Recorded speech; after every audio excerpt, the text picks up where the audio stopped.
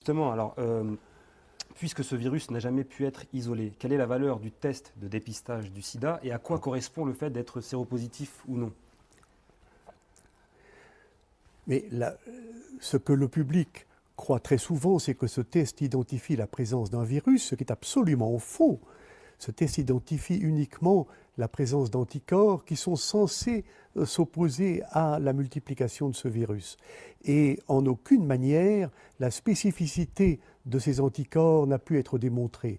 Tout au contraire, un auteur américain, Christine Johnson, a publié en 1998 un article clé dans l'histoire de cette controverse publiant une liste d'environ 70 conditions médicales qui peuvent par elles-mêmes causer la dite séropositivité.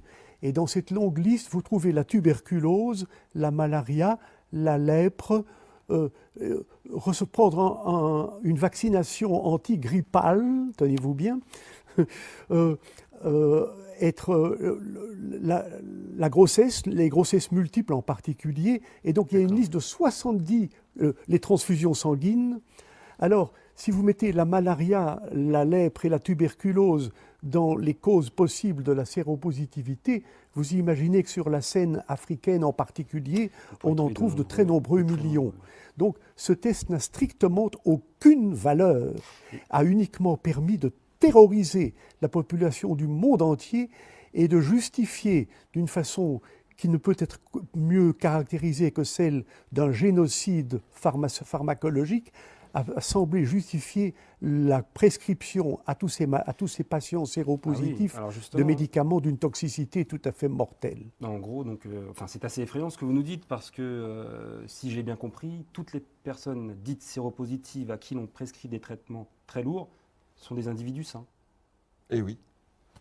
Très bien. Ça fait froid dans le dos. Dans cette histoire de sida, il y a eu deux phases. La première phase avec des vrais malades, c'est-à-dire des gens qui étaient atteints d'immunodépression.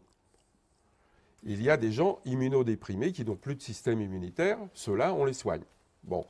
Mais le plus honteux dans cette histoire de sida, c'est le fait d'avoir justement inventé ces tests de séropositivité qui ont permis de classer parmi les malades des gens qui sont parfaitement sains. Et là a commencé le gros génocide. Et justement, les fabricants de ce test nous précisent-ils que celui-ci n'est pas fiable, en fait? Ah oui, en long, en large et en travers. Il suffit de lire la notice. Dans la notice, c'est indiqué. Oui. J'ai cru comprendre qu'une même personne pouvait être séropositive à Paris et séronégative à Sydney en fonction des lieux. Tout à fait exact. Donc, ça aussi, c'est assez... Oui, en Afrique noire, il suffit de 2 bandes, 2 protéines sur les 10 caractéristiques du prétendu virus. Il suffit d'avoir 2 bandes positives pour être classé comme séropositif. D'accord. En France, il en faut 3. En Australie, il en faut 4 même. Donc, si jamais vous trouvez malade en Afrique, vous faites un petit saut en avion jusqu'en Australie et vous vous retrouvez sain d'un seul coup. Et ce test n'est pas applicable en Grande-Bretagne. Il est considéré comme tout à fait non significatif. Du continent qui serait le plus touché par le sida, l'Afrique, les Africains se meurent-ils de toute autre chose depuis des années, en fait? Mais écoutez, la situation en Afrique est tellement différente. Les problèmes de santé publique en Afrique sont monumentaux, mais tournent essentiellement autour de l'absence d'hygiène, de la malnutrition et des grandes maladies tropicales bien connues comme la malaria, la lèpre et pour eux la tuberculose également. Tout ça est maintenant rebaptisé du nom de sida. Ce n'est pas pour être choquant que je dis cela, mais mon analyse serait de dire qu'il n'y a pas d'épidémie de sida en Afrique. Il y a d'immenses problèmes de santé publique auxquels on attache l'étiquette de sida, probablement pour satisfaire la voracité des compagnies pharmaceutiques qui cherchent à ouvrir des nouveaux marchés, mais en fait, il n'y a pas de vrai sida en Afrique.